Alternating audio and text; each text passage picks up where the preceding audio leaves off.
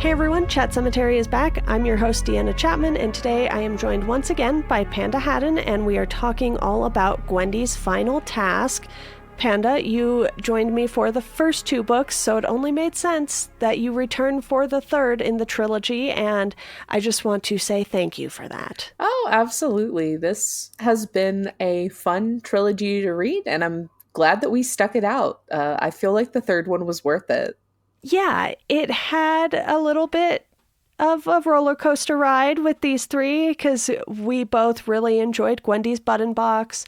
Then we felt that, the second one with Magic Feather, a little bit of a lull. It was still fine. And it's funny, just before this, I was listening to the Kingcast episode with Stephen King where they started talking about Gwendy's.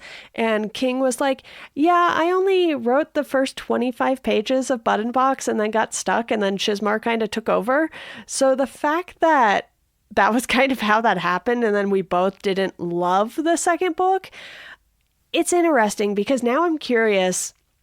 And I will note that I haven't finished listening to that episode at the time of us talking right now. So maybe they cover it and I'll find out in like a few hours here. But I'm curious now how much they really interacted with this third book. Was it something that they did more collaboratively versus King just starting something and having someone else finish it, or what? But that was a fun little tidbit that I just found out like 10 minutes ago. Neat. I honestly think reading this that King had a much heavier hand in this than he did in Button Box. The classic King descriptions are there, the tie-ins to his other works are there. This has King plastered all over it.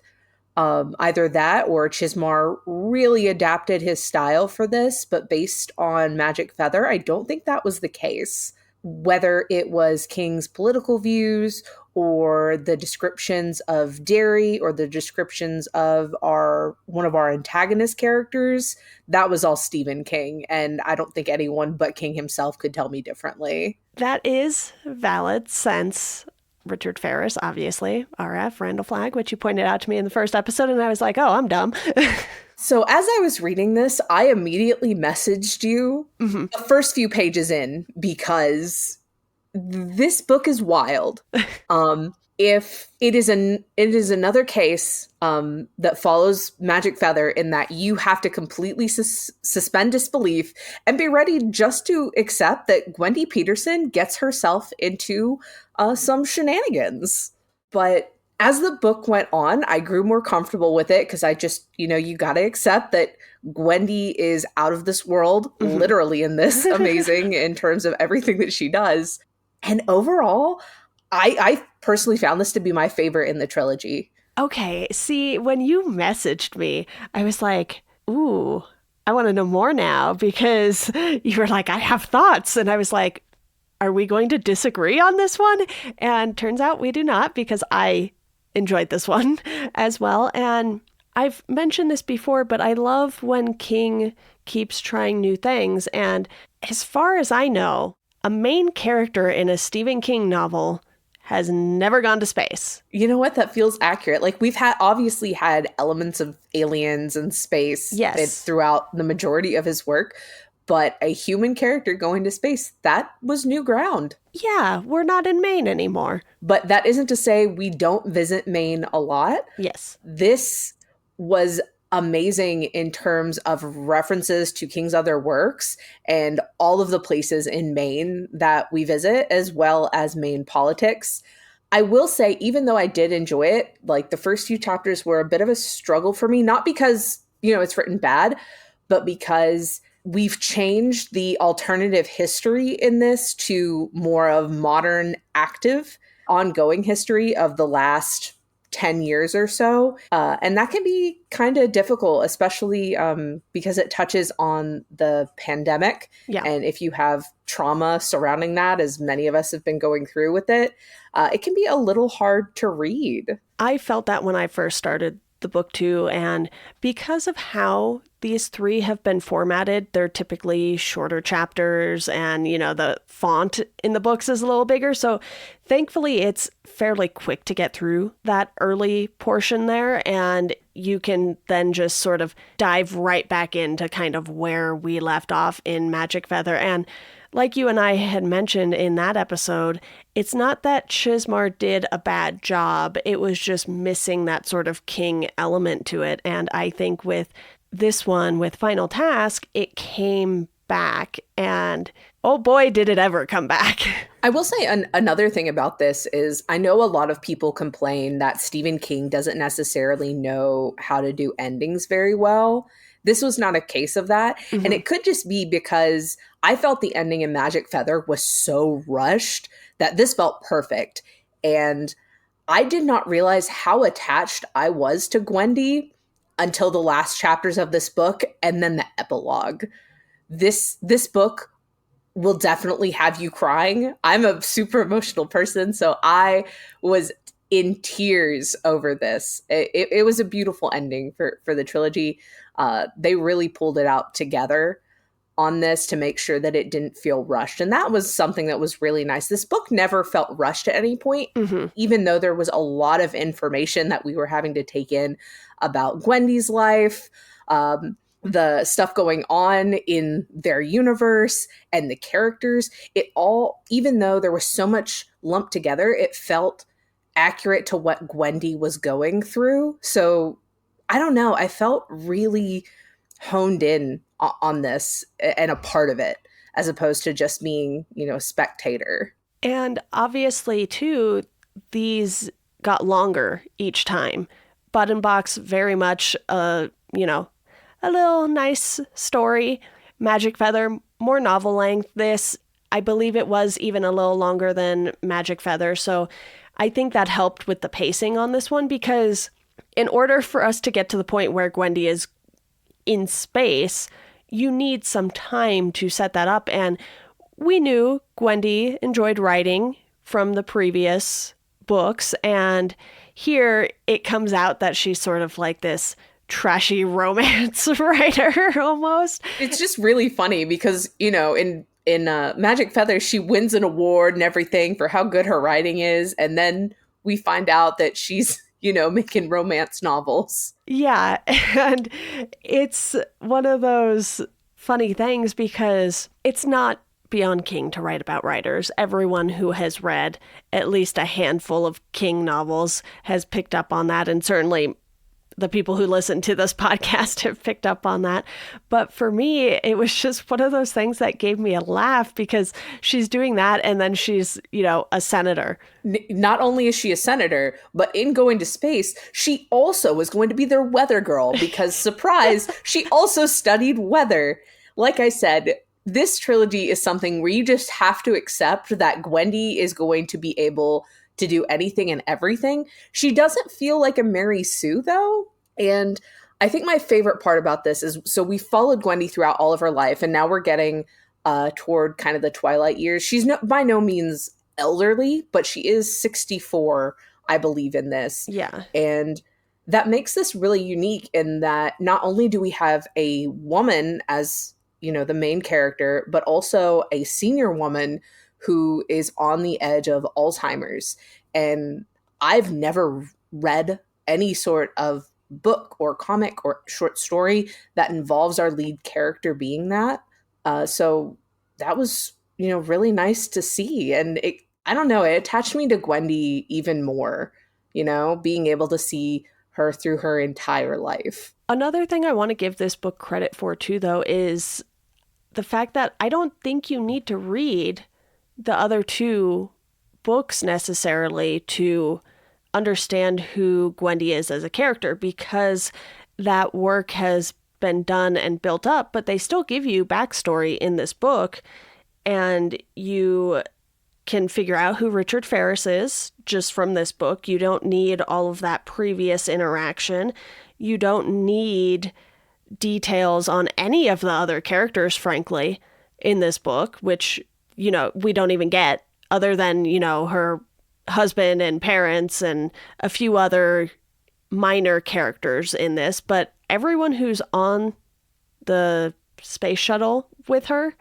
Completely new characters. And with her Alzheimer's, she's continually struggling to remember their names because at first I was personally struggling. I'm like, these are a lot of characters who are kind of important, but also not important. And having to revisit them constantly with Gwendy remembering their names really helped. Um, I think you're totally right, though. You don't have to read the other books. I think they would certainly help in terms of like getting you attached to Gwendy herself. But this book takes place in Gwendy's present and with flashbacks to the past from not only Gwendy's point of view, but other people's. Um, and it's really heartwarming. In particular with Gwendy and like her parents, you really get to see the relationship between them, even if you hadn't, experienced anything with them in the first book. Just reading this as a standalone, you would feel the warmth and the love that they have between them. And if you're someone who's starting to look back on your life or you lost your parents, this is a very familiar and kind of cozy feeling, I think. Yeah, it certainly is. And I read this pretty much as soon as it came out because I had pre-ordered it, and we had planned on doing this episode a little earlier, but I took a vacation. You were sick for a little while, and I'm glad you're feeling better, first of all. Thank you. So I am having my own Gwendy moment right now, and I'm like, who are all of these other characters? Like, I remember the types of characters they were, the rich guy. You have the guy Gwendy got along with really well. And I, for the life of me, cannot remember anyone's name either. Well, it's because we have all of those moments where Gwendy doesn't remember. And so I'm constantly thinking of names that she calls them that it's not actually their name. So I remember them by character type because really the main character that is important is Gwendy. And then we have our rich Jeff Bezos stand-in Yeah. who, it's rare to find a character who is just so greedy. Like I said, King's politics are definitely in this book. And I know a lot of people were really frustrated with that. I personally wasn't, but this guy is terrible. And you grow to really dislike him just through Gwendy's thoughts because she catches on that he is a big man baby from the beginning. And then everyone else is just, kind of there and briefly touching on Gwendy's life. Yeah. And you have a bunch of characters that, King has created over the years where it's not necessarily important what their name is. It's just important what kind of character they are. And I have figured out at least the billionaire's name. It's Gareth. And I knew it was something that I would not just generally think of. Like, it was not a super common name. So you have his character who his greed plays a bigger role than he does, if that makes sense. Mm-hmm. I would agree to that because he really his role in this, and Gwendy points this out to him, is he's just a tool and he's not probably actually going to be getting what he wants. He is just a physical manifestation of greed. And at one point near the end, when he actually dies, that's what she says happened to him, is that it was his greed that did it. Yeah, and that greed is written so well in this story. You can just picture it vividly in your mind how this guy is acting towards Gwendy, and it's just so fun when you can have that vivid of a picture in your mind while you are reading this story. And obviously, over the years, King has put out books that have accompanying images with them, especially a lot of the Dark Tower books will have images throughout. I know at least some of mine do.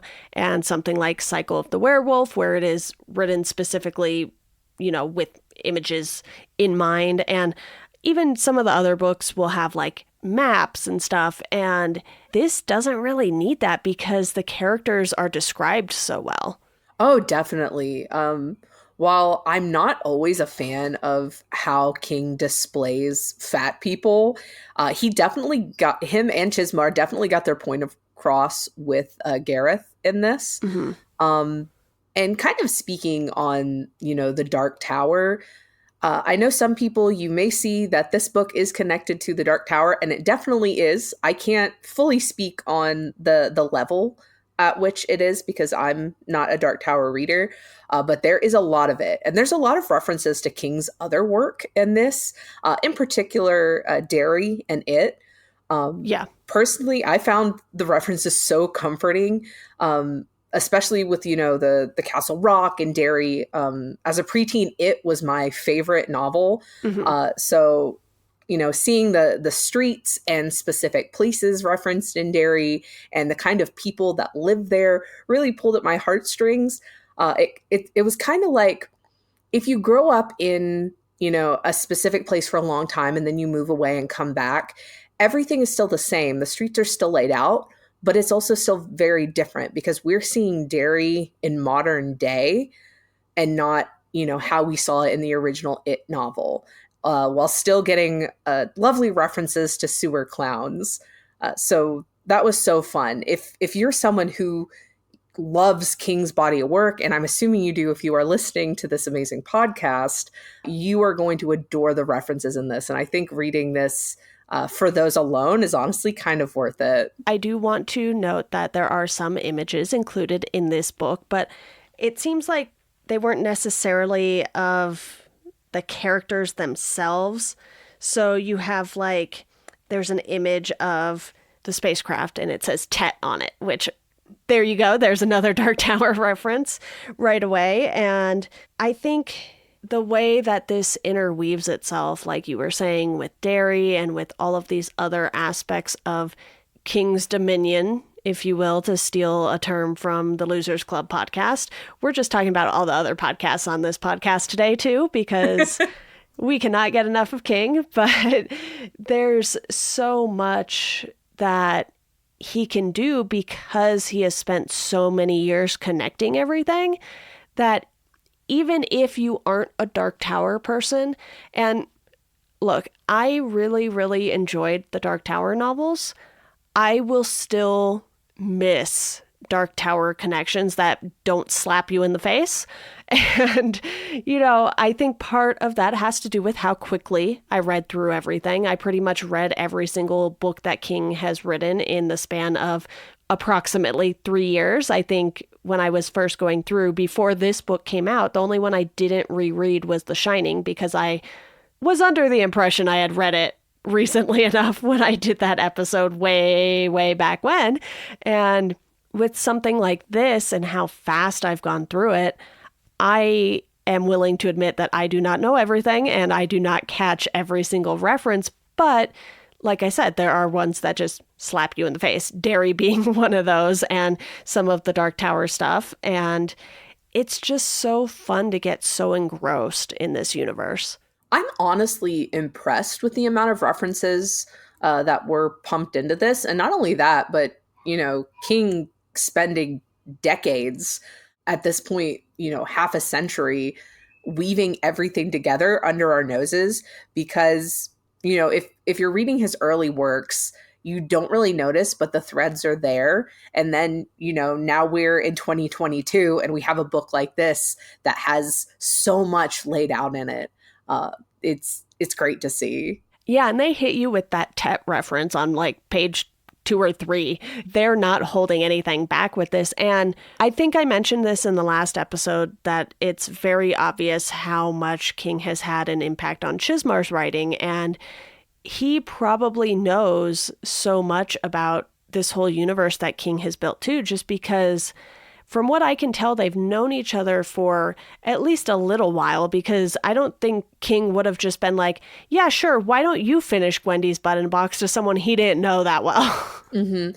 And I mean, I think it's safe to assume, I don't know if it's been written anywhere, that Chismar was a fan of King's works prior to, ever working with him. Right. And if that's the case, I really give him credit for being an elevated fanboy.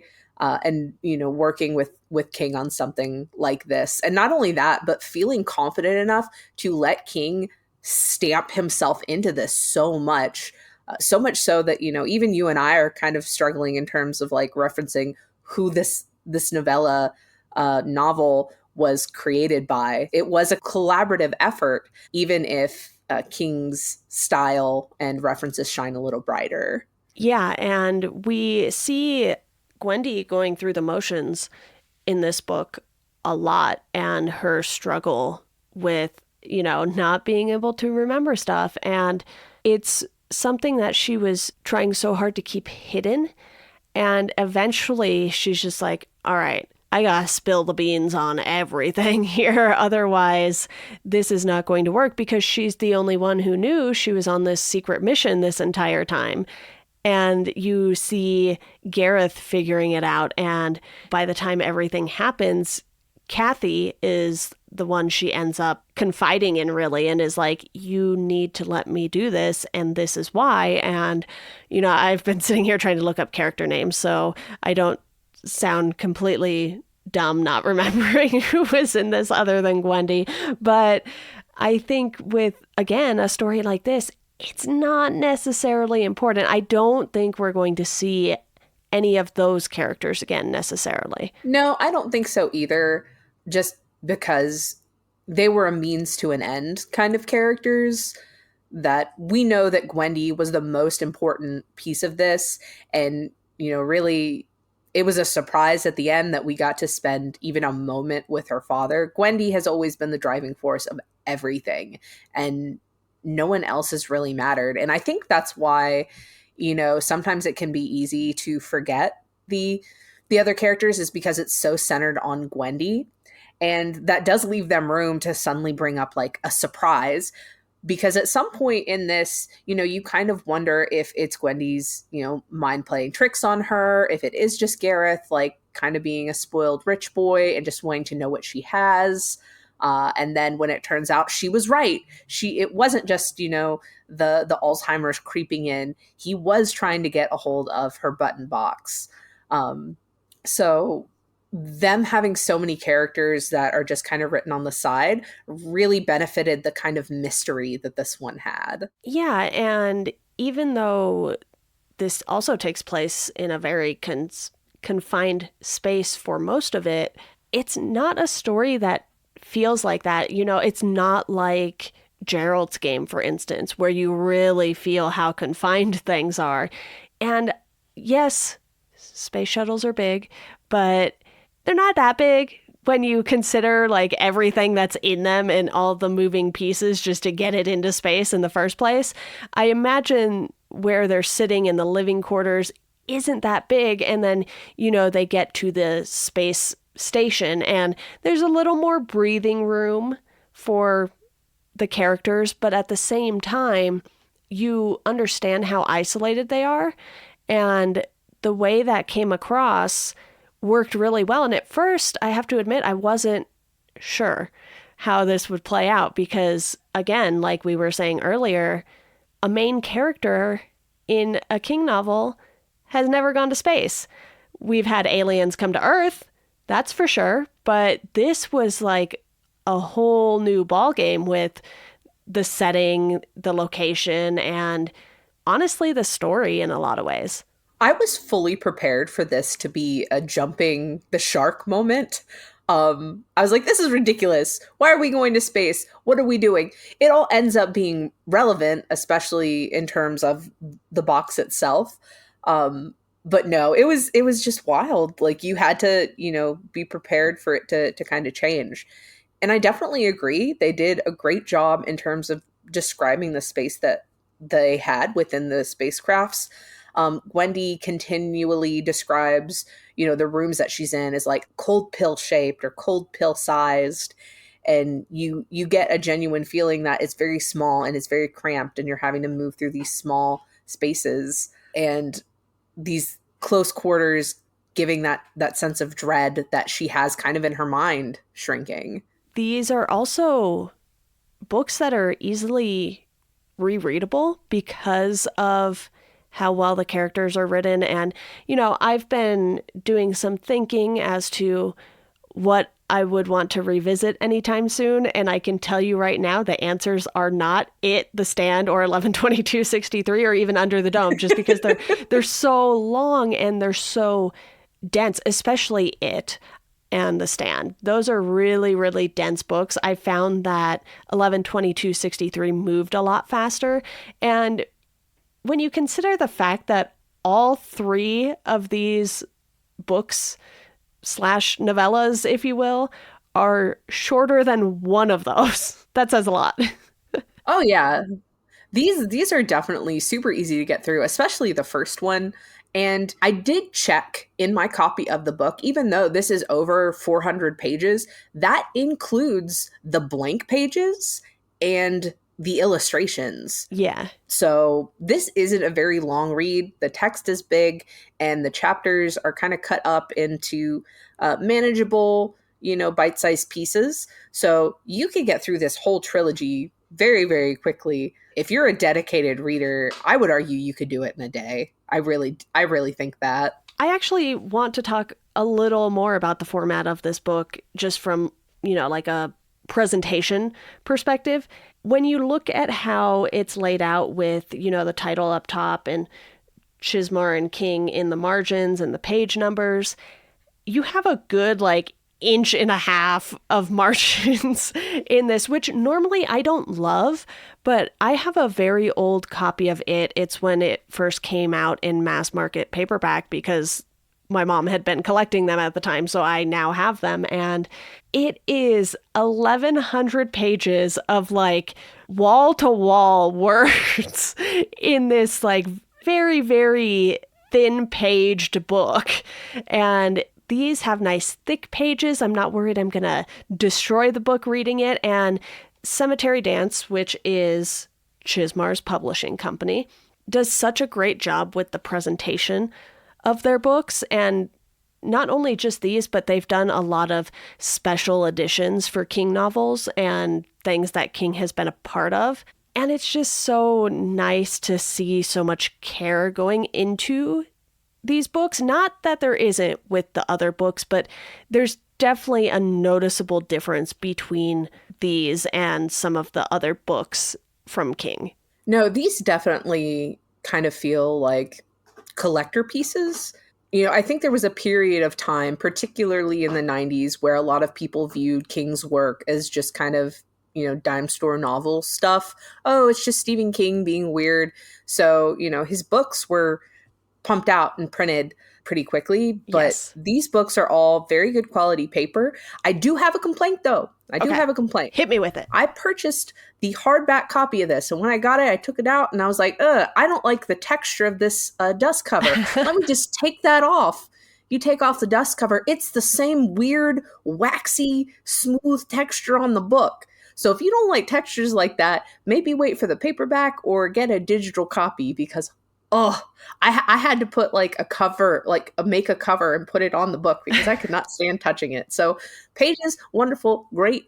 The cover outside of the book itself, texturally, The other thing about this is my copy, once you take the dust cover off, it does not say the name of the book on it. It just has Stephen King and Richard Chismar on it. So I thought that was a pretty interesting choice to do, but I kind of like it. I don't know. Aesthetically, it feels kind of nice, and I could easily imagine this, sitting on a shelf with a bunch of other books, minus the dust jacket, and just kind of looking really aesthetic. Yeah, I just looked and confirmed mine is the same. And sometimes I will take the dust cover off when I'm reading, just because, as anyone who reads hardcovers knows, it does not stay in place while you're reading.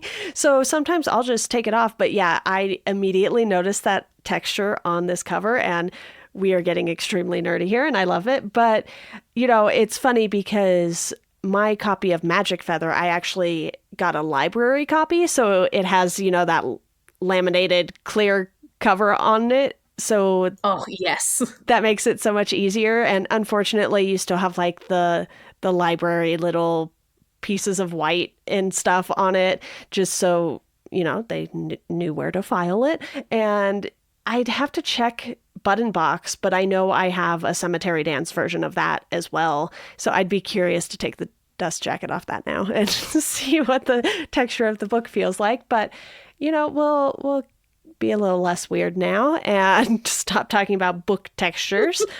But Panda, is there any specific thing in this book that really stood out to you from a character perspective? Because I think for me, it was Gwendy just really learning to calm herself down and, slow down and think, and her memory will come back to her, because obviously you don't necessarily have control over your memory at that point, but she found little ways to bring it back.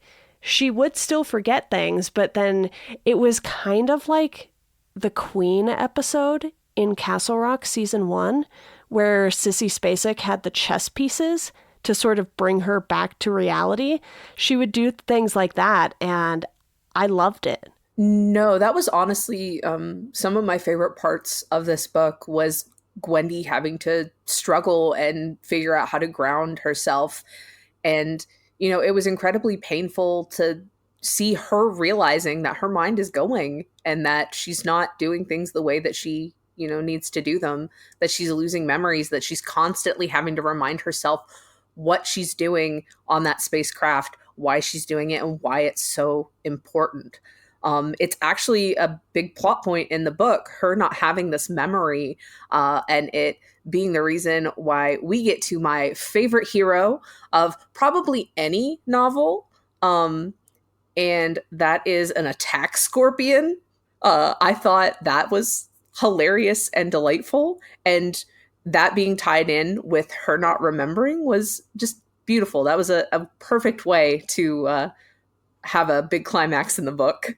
Yeah, this one was really well done, and overall, I had a lot of fun with this trilogy because, again, I have mentioned this in other episodes, but it's not often that King sticks with characters in this kind of way. And obviously, Chizmar wrote Magic Feather on his own and did a lot of work with Button Box, but it's very clear that King and Chizmar both really, really enjoyed writing Gwendy as a character, and we've seen that recently with Holly Gibney as well for King.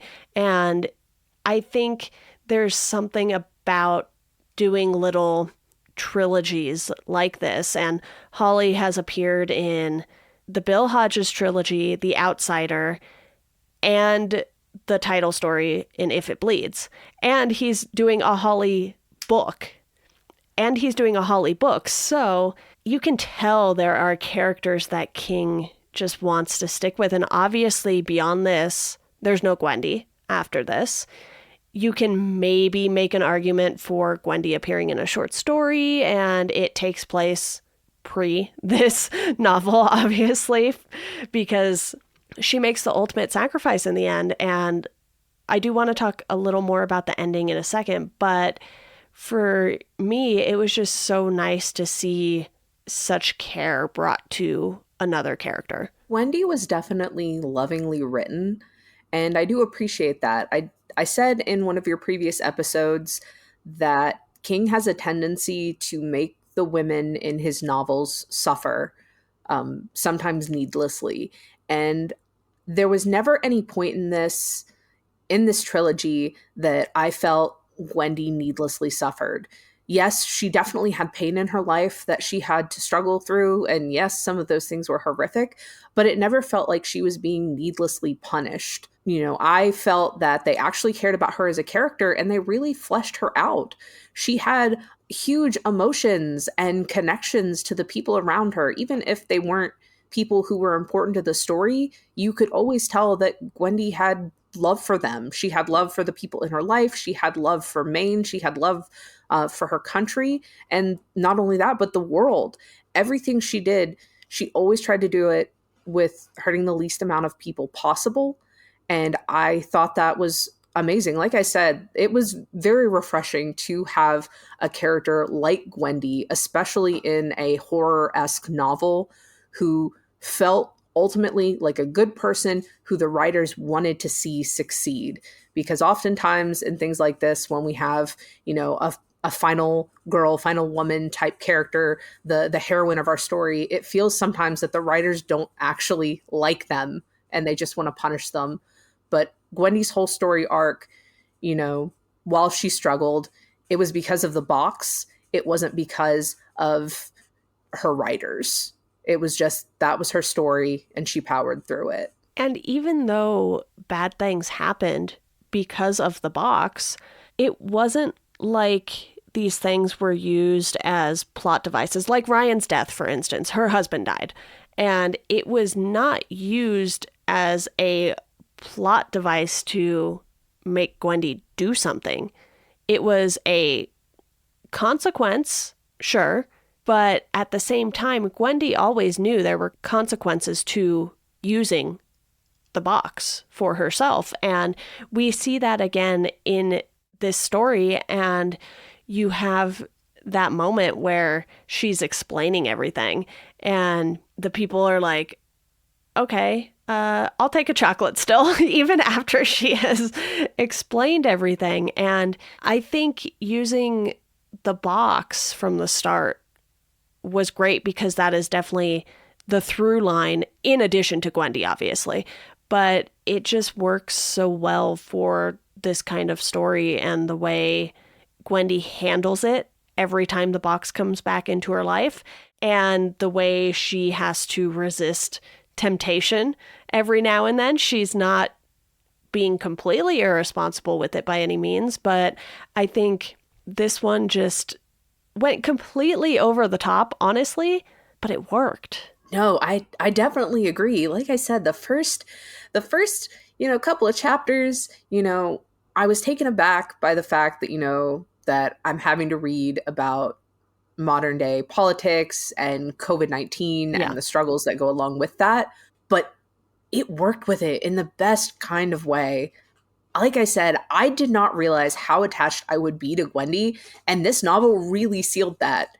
She was a good character. Fantastic. And it makes me want to do some character specific episodes. Obviously, we've talked about Gwendy 3 times, but I think there's always something deeper to dive into. And from the start, my goal with this podcast was to get through everything. It wasn't to hyper-analyze everything necessarily, but now that I have read everything, you obviously see the connections. You see some patterns. You know what your personal preferences are when you read everything from a single author. And Gwendy is just one of those characters that you want to spend time with. It's the same for me with the Losers Club. I just want to spend time with them because I think they're great characters, and there's obviously plenty more I could list off here, but maybe I'll have to save that for another episode. One thing about Gwendy that I will say, she actually had loving parents, and more Yeah. specifically, she had a loving dad. I won't lie. Every time it flashed back to her talking about her parents and her dad started to come up, I would hold my breath waiting for, King to drop the other shoe and be like, okay, what did he do? What happened? And that never comes. She actually has a genuine loving family. But I would definitely love to see you go into more detail with different characters and, their lives and motivations. King definitely has some amazing characters out there, and him and Chismar really hit a home run, like we said with Gwendy. So I'd love to see your opinions on a lot of other people that they have going for them. Yeah, I will have to make note of that idea so I don't forget it. But Panda, is there anything else you want to talk about here? And, we have talked in a lot of broad strokes about this. I think it's fair to say that maybe not everyone has had a chance to read it yet, especially if people were waiting for this one to come out before reading all 3. So hopefully we didn't spoil too much. I should have put a spoiler warning at the beginning of the episode, but anyone who has listened to either of my podcasts knows that I never remember to do that. So there is that. But Panda, anything else before we go? No, I think I am ready to kind of give my final do I suggest it thoughts if you're ready. You first. All right. So I absolutely recommend this one. I know that we were personally kind of cold with Magic Feather because it felt so rushed. This did not suffer the same fate. I genuinely enjoyed reading this, even if the first part was a struggle. And honestly, it's probably what's going to make me revisit the series in the future. I think because of this last one, the Gwendy trilogy honestly would make a pretty amazing either miniseries or movie.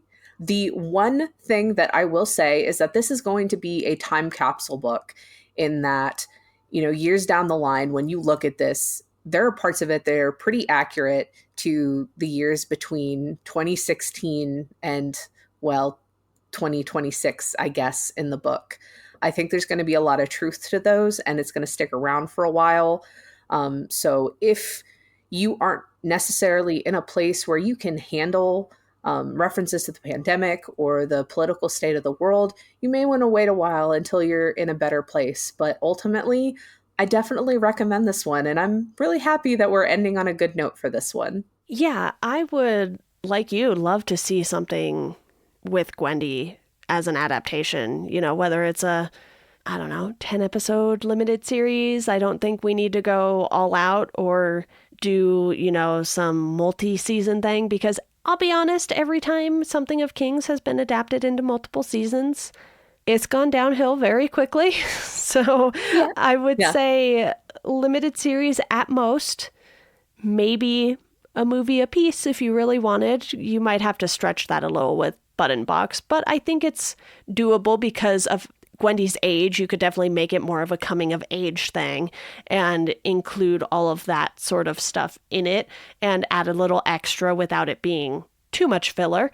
And, I don't have a rating for Magic Feather in my Goodreads account apparently, and I don't recall what I gave it when we did our episode, but I gave Button Box and Final Task a 4 out of 5, and that means I probably gave the other one a 3 out of 5, knowing me.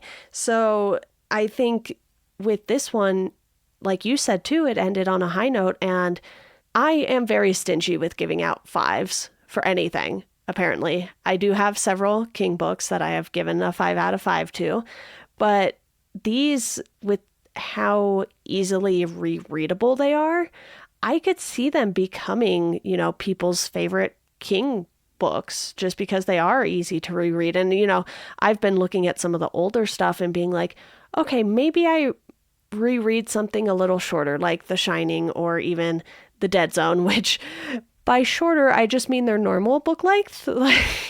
Yeah, King does run into that problem with some of his novels, which feel like multiple novels in one. Yeah, and then I have the books that I know I definitely will not reread ever, probably because they are my least favorites. And that's fine too. I think there are people who didn't love the Gwendy's books, and that's fine. And then, we kind of had a little roller coaster ride with them. And there are people who really enjoyed all three. So to each their own. I highly recommend giving it a shot if you have not yet. And obviously, start with Button Box or don't. Just read this one if you want. That's entirely up to you. But Panda, thank you so, so much for joining me on all three of these episodes. Absolutely. Thank you so much for having me. This has been a wonderful journey. I, look forward to seeing what you do in the future. Thank you. I'm sure I will be in touch to have you back on for one thing or another. I'm looking forward to it.